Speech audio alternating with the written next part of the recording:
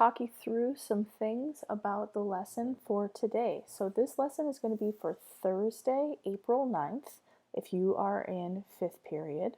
And then this will be for Monday, April 13th, if you are in 2nd period. We do not have school or virtual learning on this Friday. Okay, so first thing that we're going to talk about today is the objective for the lesson, which is on the screen right here that I'm highlighting.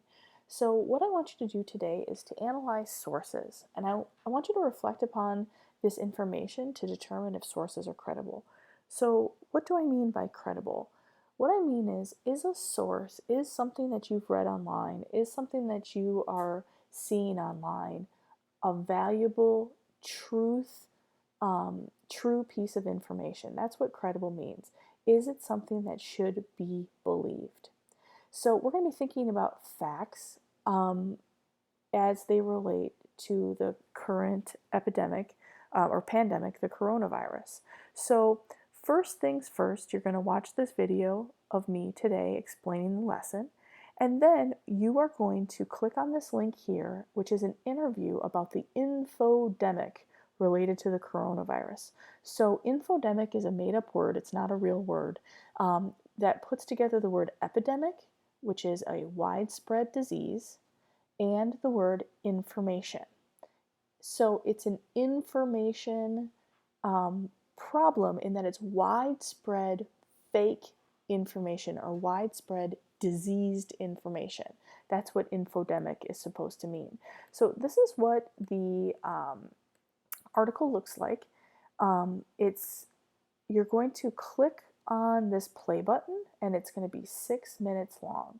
So what this is about what do you, as someone who's consuming information online, and boy, has that increased the past couple of weeks for you now that you're doing virtual school, as someone who's going to be reading things online, viewing things online, looking at Snapchat stories, how can you evaluate information if it's true or not?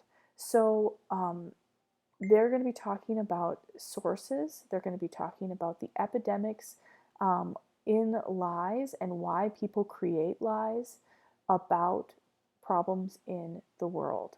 So I want to just share really quickly a couple of lies that I've seen recently. My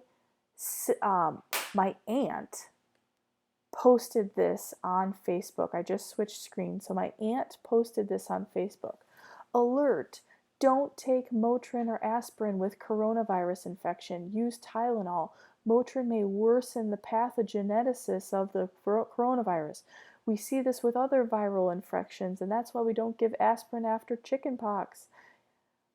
Okay, look at this. Totally not true, okay? I'm not going to show you because it'll show the names of the people, but my aunt shared this on Facebook, and then my cousin's wife underneath it wrote, "This isn't true, here's some sources, here's what you need to know, this is how you need to combat the coronavirus." So this is fake information. My aunt shared this information without knowing whether or not it was true. My husband this morning told me about this. There are conspiracy theories in the United Kingdom, in Great Britain, about 5G internet causing the coronavirus. So looking at this article here, it says the UK debunks 5G coronavirus link after conspiracy theorists burn cell phone tower. So people actually were burning cell phone towers because they thought that that is what was creating the coronavirus.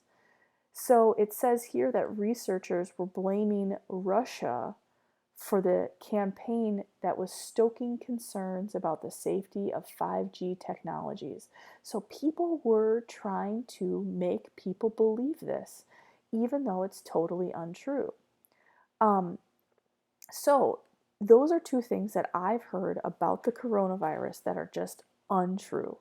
And so what you're going to be listening to here is an article talking about how do we fight this? How do we fight the infodemic? Okay, so that's the first thing that you're going to listen to today. And then you are going to watch this video about fact checking.